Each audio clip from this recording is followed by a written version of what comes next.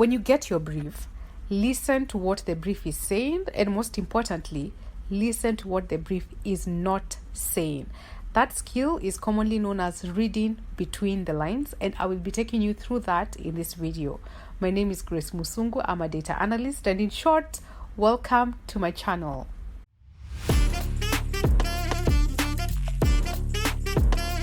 If you need to follow through with the same project I'm working on, go to forage.com. It's a platform that offers free virtual internships from real world companies.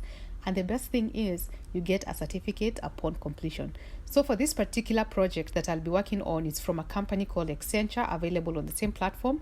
And I have linked it down below. For this video, I will be the lead data analyst at Accenture, so you all better address me very differently, but I will be working alongside other specialists because, teamwork, making the dream work and whatnot. So let's get to the project. So we have a new client called Social Buzz, and if we do not fumble this project, it means that there's a possibility that this company can give us a permanent contract. So who are these people? Now imagine two friends who used to work for a big social media company. They both decided to leave their job in 2008 and meet up and start their own social media platform, which is so brave. So now they meet up and they start a platform called Social Buzz. Their whole idea is they wanted to make a new place where people could share fun stuff on the internet.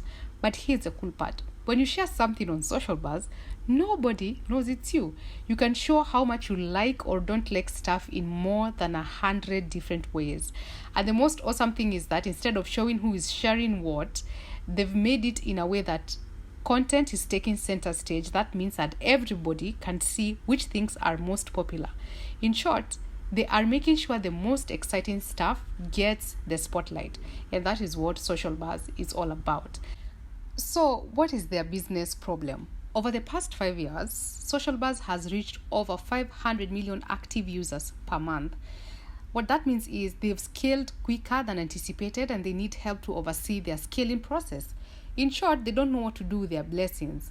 Every day, over 100,000 pieces of content ranging from text, images, videos, and GIFs are posted on this platform.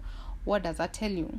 Knock, knock, knock. Who's there? Unstructured data and big data. But do not worry about that because there are tools that are designed to help us deal with unstructured and big data. And we'll discuss them in the future videos. So now back to their problem. They are a small company, so they do not have the resources to manage the scale. They want to learn data practices from a large corporation, which is us. And then they are looking to complete an IPO by the end of the year. In my opinion, this is the elephant in the room, IPO, and I'll explain what that is and why it is the elephant in the room in just a few seconds. And like I mentioned, just to recap, if we do not fumble this project, we will get a permanent contract from them. And also, another important thing to note is that you are going to be working in a team, so you also need to understand how that is going to work out and who is going to do what. So now let's move on to what the brief is not saying. There are some things that a brief will not explicitly say, but clients assume you should automatically be knowing them because you are a specialist. You are a data analyst, So now the elephant in the room in this project, according to me, is the IPO, which stands for Initial Public Offering. It's a very simple concept to grasp, so just follow me. Now imagine you have a lemonade stand. You really make good lemonade and people in your neighborhood love it. Now you want to grow your lemonade business and make it even better. But to do that, you need money and you do not have that. So what do? You invite your friends, you invite your family, and even people that you don't know yet to become part owners of your lemonade stand. This means that they are going to give you some of their money, and in return, they're going to get special paper called shares or stock in your lemonade stand. With that money from your friends now, you can buy a bigger, fancier lemonade stand, get more lemons, hire more people to help you make even more lemonade. Your lemonade business now has become a big company because lots of people now are like part owners of the business. This is what an IPO is. In short, it is when your lemonade stand goes from being just yours to being owned by lots of people who buy shares in your business. Now, these owners can share in the success sales of your lemonade stand. If it does well and make money, the value of the shares goes up, which is good for you and it's also good for them. But if it doesn't do well, the value might go down. So it's like a big lemonade adventure that lots of people can join together and share in your ups and downs. But the goal is always to have the ups, because the downs now can affect the entire IPO. So now, as a data analyst, I'm also a sucker for risk management. So I asked myself, what could go wrong in an IPO? Remember, we are a big team.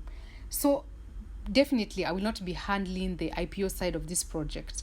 But I am a curious person and I like staying informed and to also know what risk I should manage as a data analyst.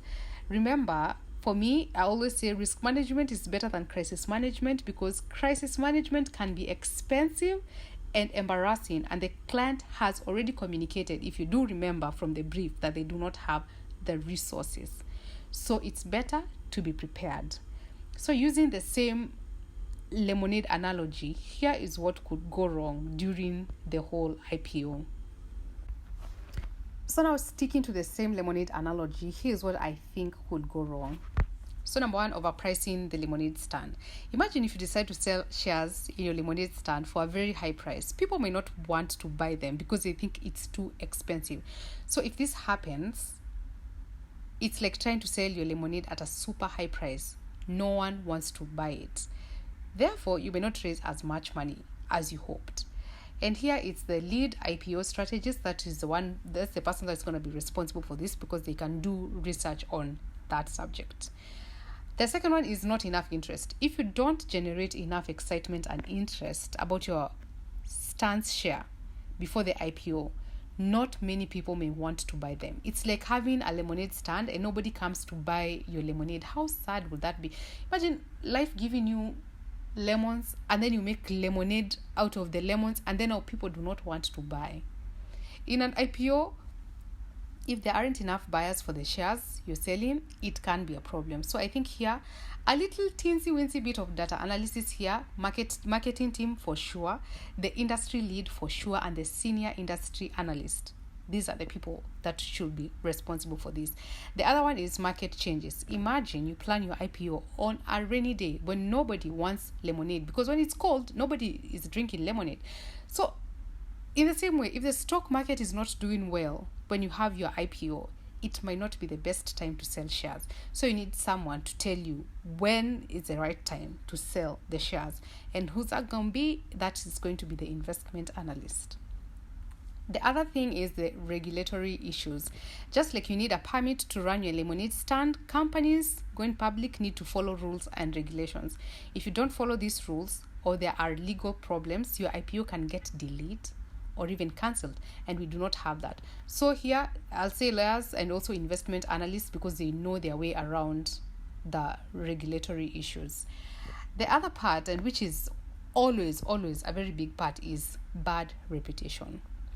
If your lemonade stand, for example, had a bad reputation of giving people sour lemonade in the past, people may not trust your business anymore.